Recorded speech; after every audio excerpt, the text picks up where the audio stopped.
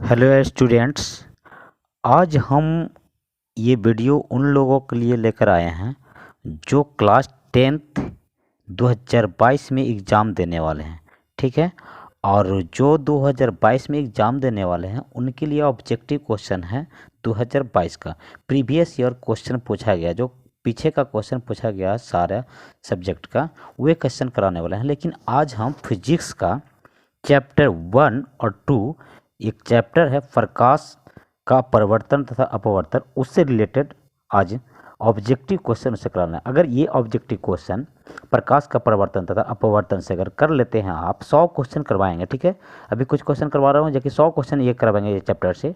अगर 100 क्वेश्चन आप लोगों ने कर लिया तो समझिए कि आप प्रकाश का परिवर्तन और अपवर्तन से एक भी क्वेश्चन ऑब्जेक्टिव नहीं छोड़ सकते। अगर आपका ऑब्जेक्टिव अच्छा रहता है तो ऑब्जेक्टिव के माध्यम से सब्जेक्टिव भी में भी अच्छा पकड़ हो सकता है। ठीक है, तो चलिए हम कुछ ऑब्जेक्टिव क्वेश्चन को देखते हैं। ठीक है, सबसे पहला क्वेश्चन है, निम्न में कौन सा पदार्थ लेंस के लिए प्रयुक्त नहीं किया जा सकता है।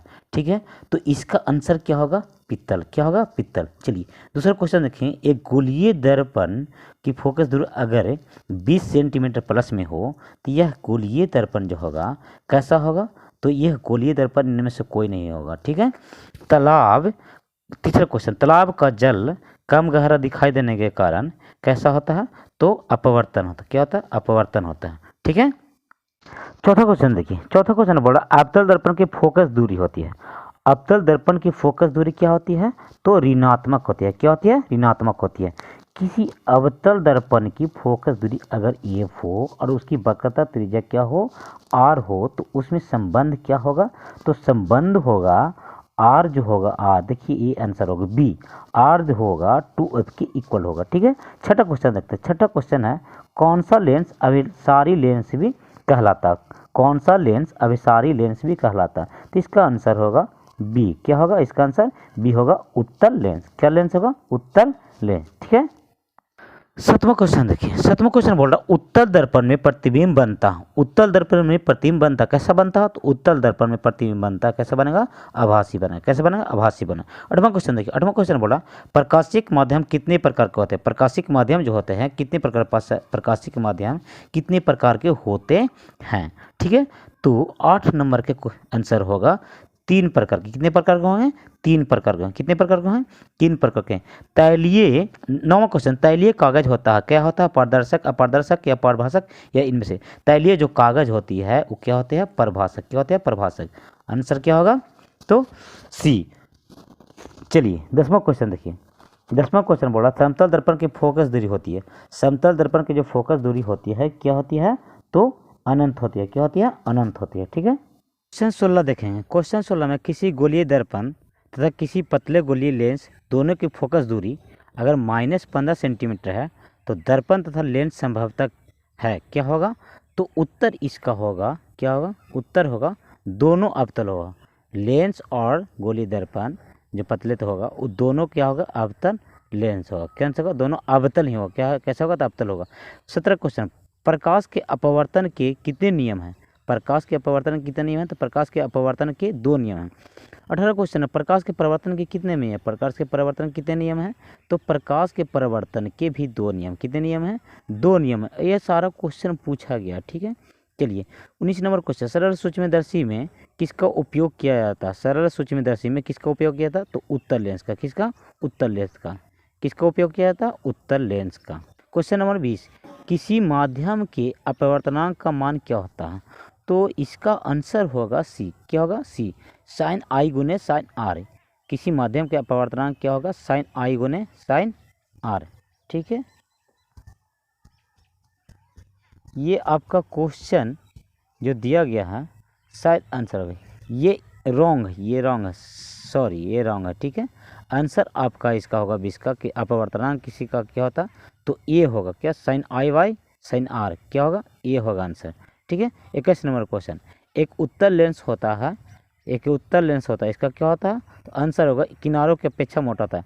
उत्तल लेंस में क्या होता है कि किनारा की अपेक्षा क्या होगा? तो बीच में मोटा होगा। 22 नंबर क्वेश्चन, अवतल लेंस का आवर्धन m बराबर क्या होता है? तो होगा आंसर इसका डी। क्या होगा? D, VYU, VYU।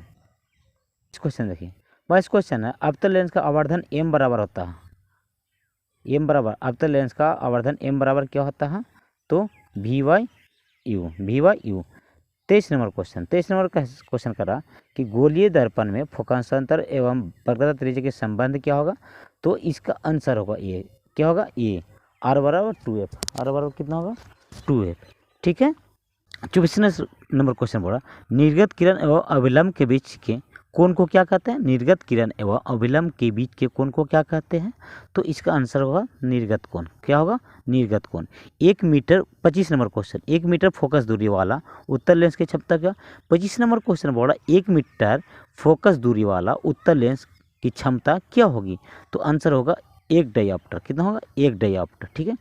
26 number question, किसी अवतल दर्पण द्वारा काल्पनिक सीधा तथा आवर्धित प्रतिबिंब बनता है जब वस्तु स्थित होता, कहाँ पर स्थित होता? क्वेश्चन इसका आंसर होगा ए, दर्पण और उसके फोकस के बीच में, दर्पण तथा उसके फोकस के बीच में।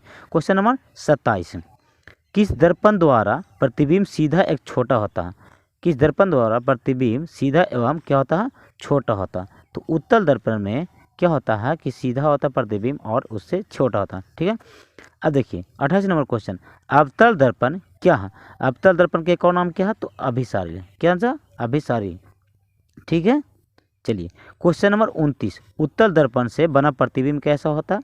तो उत्तल दर्पण द्वारा जो प्रतिबिंब बनता है वो काल्पनिक और छोटा, काल्पनिक और उससे वस्तु से क्या होता है? छोटा होता है। 29 नंबर का आंसर ए होगा। ठीक है। क्वेश्चन नंबर 30 बोल रहा कि निम्नलिखित में किस दर्पण द्वारा किसी वस्तु का वास्तविक प्रतिबिंब प्राप्त किया जा सकता है? तो इसका आंसर होगा अवतल दर्पण द्वारा। अवतल दर्पण द्वारा किसी वस्तु का प्रतिबिंब जो होगा वास्तविक प्रतिबिंब प्राप्त कर सकते हैं। ठीक है। क्वेश्चन नंबर 31 है, निम्नलिखित में किसका बड़ा और वास्तविक प्रतिबिंब बनता है? वास्तविक और बड़ा प्रतिबिंब किस में बनता है? तो आपको होगा अवतल दर्पण। क्या आंसर होगा? अवतल दर्पण में। अवतल दर्पण में बड़ा और वास्तविक प्रतिबिंब बनता है। ठीक है। क्वेश्चन नंबर 32, समतल दर्पण द्वारा बना प्रतिबिंब हमेशा क्या होता है? तो काल्पनिक होता है। क्या होता है? समतल दर्पण होता है, सिंपल मिरर, उसमें जो प्रतिबिंब बनता है, जो इमेज बनता है वो कैसा बनता है? तो काल्पनिक बनता है। क्वेश्चन नंबर 33 देखेंगे, किसी वस्तु का आवर्धित प्रतिबिंब बनता है तो क्या होता है? अवतल दर्पण से। अगर किसी वस्तु का बड़ा प्रतिबिंब बनाना, आवर्धित प्रतिबिंब बनाना, तो कौन सा दर्पण से बनेगा? तो अवतल दर्पण से बनेगा। ठीक है। क्वेश्चन नंबर 34 देखें, क्वेश्चन नंबर 34 है कि काल्पनिक प्रतिबिंब हमेशा क्या होता है? तो हमेशा सीधा होता है। काल्पनिक जो प्रतिबिंब होता है हमेशा क्या होता है? सीधा होता है। ठीक है। अब हम लोग देखें क्वेश्चन नंबर 35, किसी दर्पण में हमेशा आभासी और छोटा प्रतिबिंब कम बनता है? तो उत्तल दर्पण। कौन सा प्रतिबिंब में? उत्तल दर्पण में। कौन सा? उत्तल दर्पण में हमेशा आभासी बनता है और कैसा बनता है? तो छोटा बनता है। ठीक है। चलिए क्वेश्चन नंबर 35 देखिए, किसी दर्पण में हमेशा आभासी और छोटा प्रतिबिंब बनता है तो कैसे बनेगा? तो क्वेश्चन होगा उत्तल दर्पण में। अभी हम क्वेश्चन देखें। ठीक है। चलिए क्वेश्चन नंबर 36, एक अवतल दर्पण में वस्तु की स्थिति ध्रुव और फोकस के बीच में अगर रखते हैं तो उसका प्रतिबिंब कैसा बनेगा? तो काल्पनिक और बड़ा। काल्पनिक कब बनेगा और कैसा बनेगा? तो बड़ा बनेगा। ठीक है। क्वेश्चन नंबर 37 देखते हैं। क्वेश्चन नंबर 37, गोलीय दर्पण के ध्रुव और फोकस के बीच की दूरी को क्या कहते हैं? गोलीय दर्पण के ध्रुव और फोकस के बीच की दूरी को क्या कहते हैं हम लोग? तो फोकसांतर बोलते हैं। क्या बोलते हैं? फोकसांतर बोलते हैं। ठीक है। अब हम लोग क्वेश्चन नंबर 38 देखेंगे, वक्रता त्रिज्या r एवं फोकस दूरी RF में क्या संबंध है? वक्रता त्रिज्या R और फोकस दूरी F में क्या अंतर है? तो आंसर होगा ए, F बराबर R/2, F बराबर R/2। ठीक है। क्वेश्चन नंबर 41 देखें, सर्च लाइट की परावर्तक सतह क्या होती है? सर्च लाइट की परावर्तक सतह होती है अवतल दर्पण। क्या होता है? अवतल दर्पण। ठीक है। रोगियों की नाक, कान, गला आदि की जांच के लिए डॉक्टर जो प्रयोग करते हैं कौन सा दर्पण प्रयोग करते हैं? तो अवतल दर्पण। ठीक है। जो रोगी नाक, कान, गला आदि जांच करने के लिए डॉक्टर जो प्रयोग करते हैं कौन सा दर्पण रहता है? तो अवतल दर्पण। कैसे रहता है? तो अवतल दर्पण रहता है। ठीक है। क्वेश्चन नंबर 43 देखें, पानी में डूबे एक उत्तल लेंस की फोकस दूरी हवा में इसकी फोकस दूरी की अपेक्षा क्या होता है?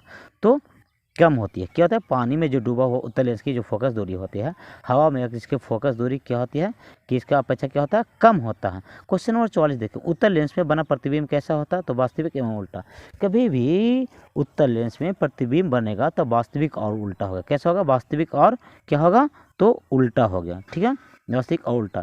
क्वेश्चन नंबर हम लोग 45 देखेंगे, उत्तल लेंस द्वारा काल्पनिक प्रतिबिंब बनता है जब बीम क्या रहता है, फोकसांतर या के कम और दूरी पर रहता है। क्या रहता है, फोकसांतर से कम दूरी पर रहता है, तब इसको क्या होगा, काल्पनिक प्रतिबिंब उत्तल लेंस में। ठीक है।